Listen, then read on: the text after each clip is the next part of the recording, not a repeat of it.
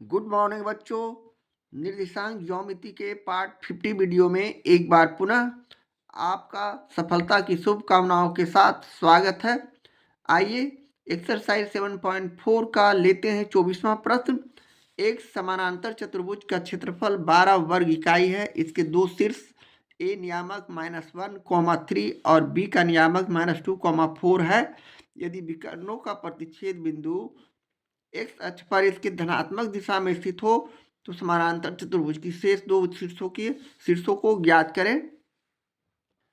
हम यहाँ सबसे पहले एक समानांतर चतुर्भुज बनाएंगे, लेकिन कंडीशन है कि वह उनका प्रतिच्छेद बिंदु विकर्णों का एक्स अक्ष पर होना चाहिए। तो हम सबसे पहले ये एक्स अक्ष बनाया और इसके विकर्ण दूसरे विकर्ण को, ये विकर्ण हमारा है, इसका नाम हमने ए और सी दिया। जबकि दूसरा विकर्ण हम इस तरह इसे खींच सकते हैं। ये हमारा दूसरा विकर्ण हो गया। यहाँ हम इसे मिलाते हैं इस तरह और इसे भी इस तरह मिलाते हैं और इस भुजा को मिला देने के बाद यह एक समानांतर चतुर्भुज हो गया। और इस भुजा का नाम देते हैं बी और डी। ये दूसरा विकर्ण हो गया। ये बी डी विकर्ण है, एसी विकर्ण है। अब ए का नियामक प्रश्न से -1, 3, बी का नियामक -2, 4, सी का नियामक हम यहाँ मान लेते हैं, इसलिए कि सी और डी का नियामक हमें यहाँ दिया नहीं है। तो ए, बी माने, डी का नियामक सी, डी माने। और ये जो कटान बिंदु ओ है, ये ओ डी का दूरी और ओ बी का दूरी इक्वल है, बराबर है। इसी तरह ओ सी का दूरी और ओ ए का दूरी भी बराबर है, इसलिए कि ये समानांतर चतुर्भुज है। इस तरह का हमारा ये डायग्राम बनते हुए हम इसे अब लैंग्वेज का रूप देते हैं। यानी मान लिया कि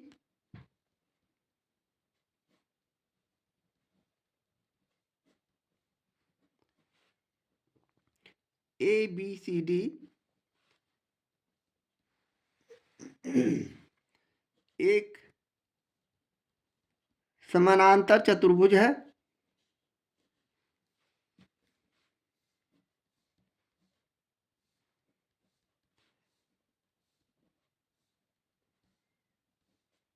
जिसके विकर्णों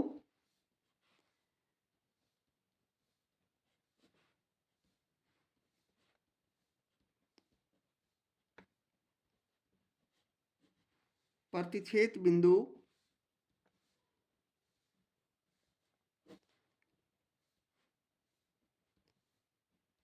एक्स अक्ष पर ओ है, जहां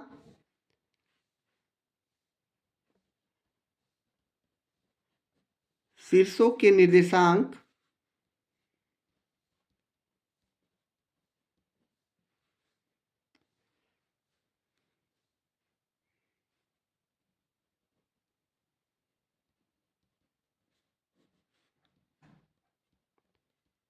क्रमशः हमें जो जो दिया है उसे माना है उसे लिखेंगे। ए नियामक -1, 3, इसी तरह बी नियामक -2, 4, सी और डी का नियामक हमने माना है, इसे भी हम यहाँ दिखा देंगे।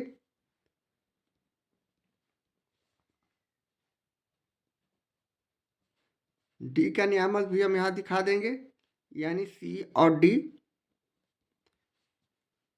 किंतु बिंदु ए का नियामक हम यहाँ, इसलिए कि यह ओ अक्ष पर है, एक्स अक्ष पर है, सॉरी, ओ का मान यहाँ एक्स अक्ष पर है, तो इसे हम एक्स तो रहेगा किंतु वाई 0 हो जाएगा। इसका नियामक हम x, 0 लिख सकते हैं। अब हम बारी बारी से C और D के नियामक ज्ञात करने पर अपने सॉल्यूशन का फोकस करेंगे। तो चलिए सबसे पहले लिखेंगे, चूंकि O विकर्ण AC का मध्य बिंदु है, ओ विकर्ण AC का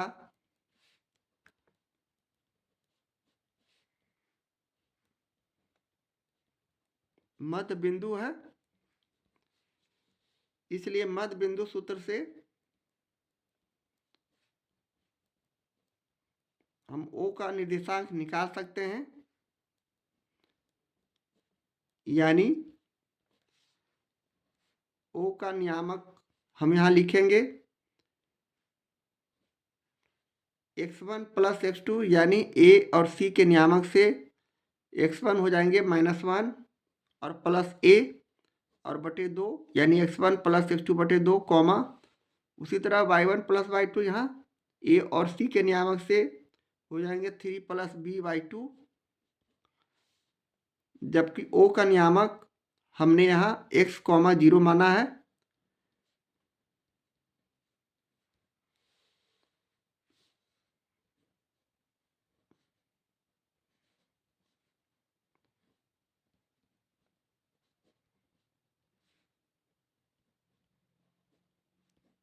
इस तरह लिखने के बाद अगले स्टेप में हम संगत मान की तुलना करते हैं, यानी x नियामक या x बराबर अभी यहाँ रखेंगे, यहाँ से नियामक यहाँ दिखाने के बाद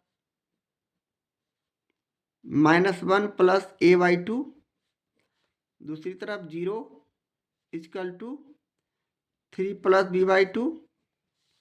इस तरह लिखने के बाद हम क्रॉस मल्टीप्लिकेशन करते हैं यहाँ दूसरी संख्या से, राइट हैंड साइड वाले संख्या से, तो 2 में 0 से हम गुना किया तो 0, यानी हम इसे 3 प्लस B इक्वल टू 0 भी लिख सकते हैं, इसलिए यहाँ से B इक्वल टू -3 हमारा जो होगा B का मान होगा। पुनः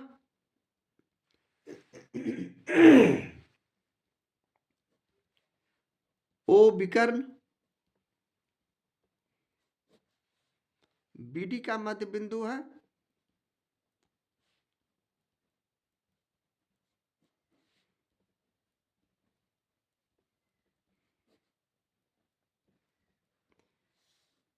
यहाँ भी हम उसी तरह O का निर्देशांक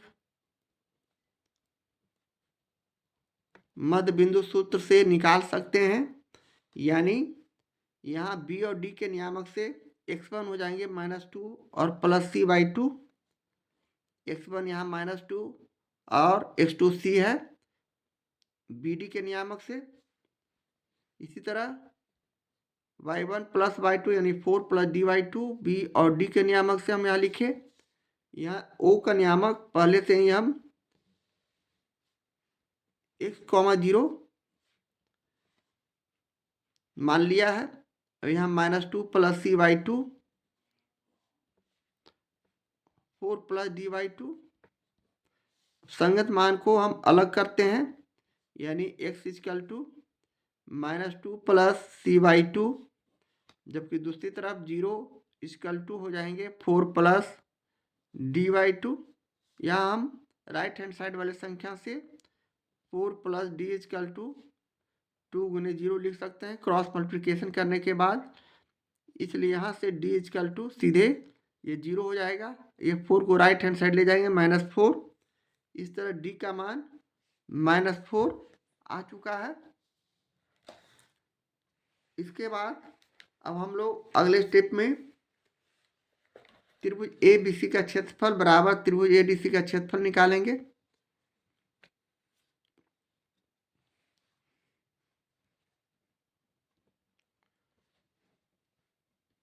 अब त्रिभुज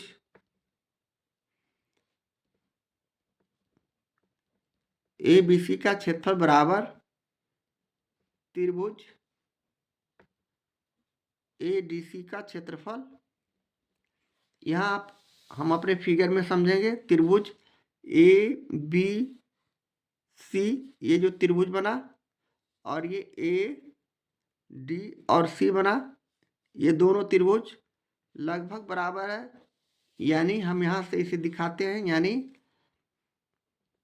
त्रिभुज ADC का क्षेत्रफल यानी 1/2 गुने हम 12 करेंगे, यानी 6 वर्ग इकाई प्लस माइनस जो आया त्रिभुज एडीसी का क्षेत्रफल हो गया। इस प्रकार त्रिभुज एबीसी का क्षेत्रफल भी 6 वर्ग इकाई और त्रिभुज एडीसी का क्षेत्रफल भी 6 वर्ग इकाई, दोनों त्रिभुज इक्वल रहने के कारण अब हम बारी बारी से त्रिभुज एबीसी से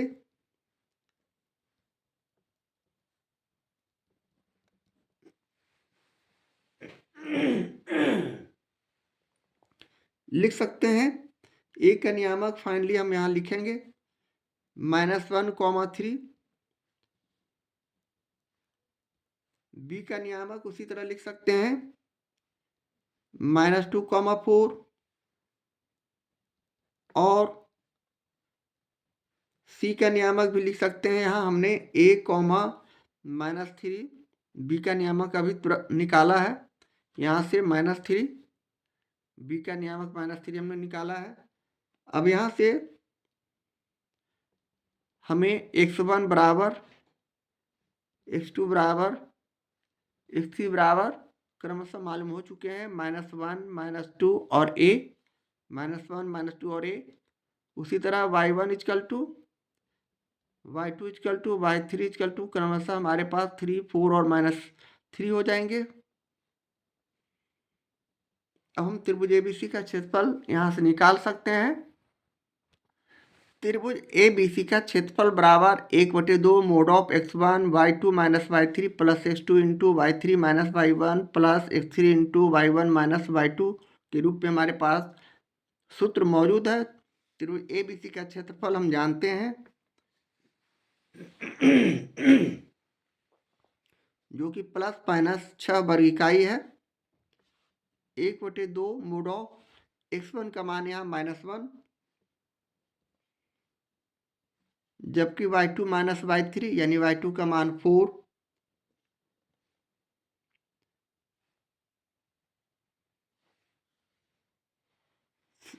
यहाँ y2 का मान हम यहाँ, ठीक है, 4 + 3 -1, 4 + 3 प्लस h2 का मान उसी तरह -2 और y3 - y1 -3 प्लस x3 का मान a, जबकि y1 - y2 यानी 3 - 4 हम लिखते हैं। और अगले स्टेप में प्लस माइनस ये 2 को हम लेफ्ट हैंड साइड ले जाएंगे तो 6 × 2 हम यहाँ गुना करते हैं तो -1 को 4, 3, 7 से गुना करेंगे तो हो जाएंगे -7।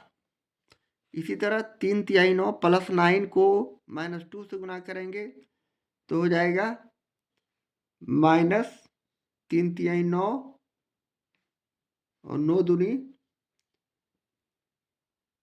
18, -3 और -3 यानी 6 + 6 -6 और -2 में गुना किए 6 दूनी 12 यानी +12। उसी तरह 3 को a में गुना करेंगे 3a -4a। और अगले स्टेप में हम पुनः इसे +-12 लिख सकते हैं, जबकि 3a -4a में से चला गया -a और +5, 12 में से -7 गया 5। अब हम अगले स्टेप में धनात्मक संख्या को ही लेते हैं, यानी a का मान हम यहाँ से इसे हम इधर लाए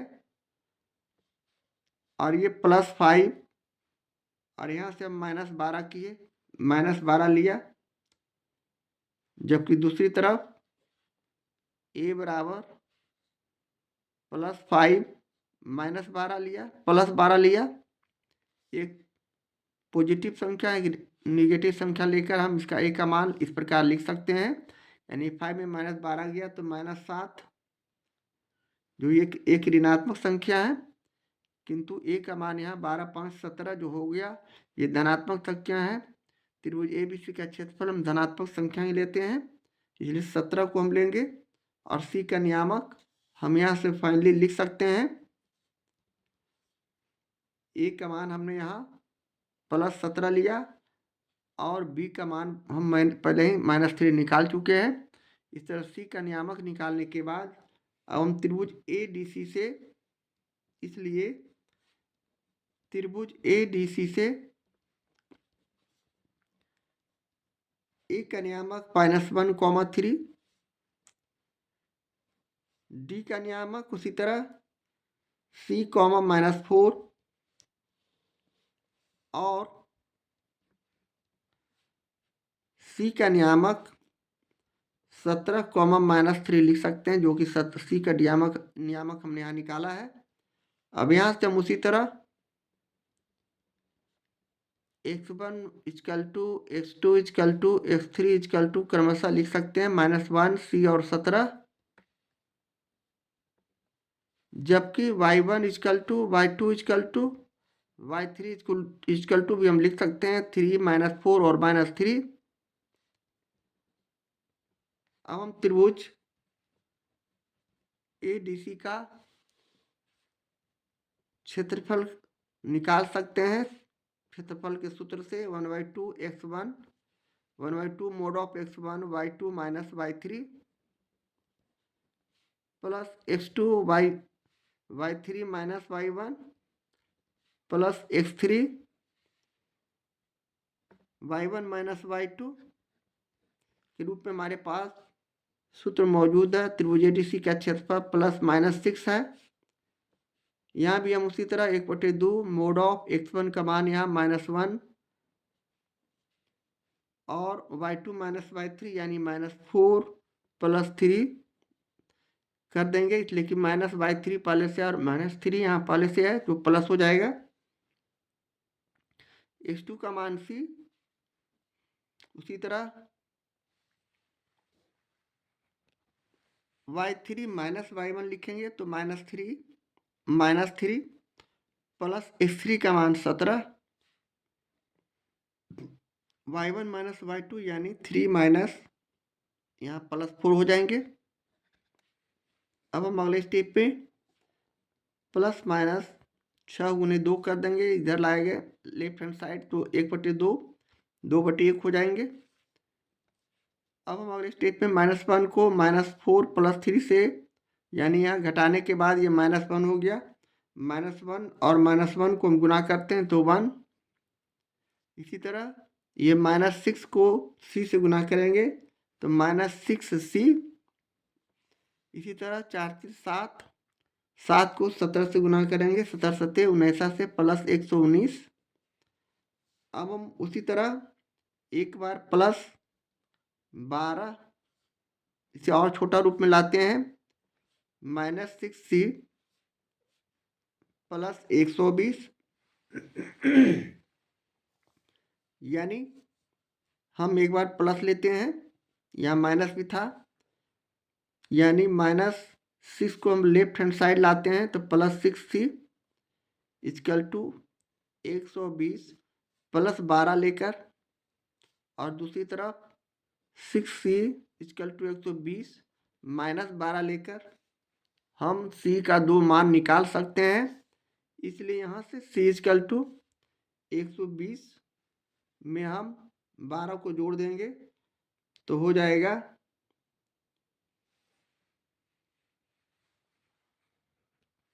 यहाँ 132/6, जिसे हम काट देंगे 22 × 32 से यानी 22, यानी C का मान यहाँ 22 हो जाएंगे।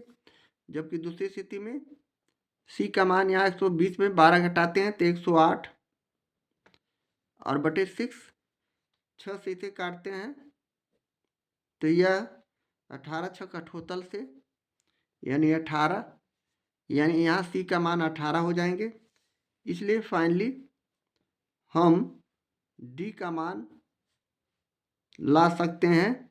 D का नियामक 2 नियामक इस प्रकार लिख सकते हैं, यानी एक 18, -4 और दूसरी स्थिति में 22, -4, इसलिए कि और दूसरी स्थिति में सी का नियामक हमने पहले ही निकाल चुके हैं 17, और यही हमारे प्रश्न का सोल्यूशन है, इसलिए कि डी और सी का नियामक हमें निकालना था और ये हमारे प्रश्न का सोल्यूशन है, आंसर है। इस तरह हम प्रश्न 24 का सोल्यूशन करते हैं।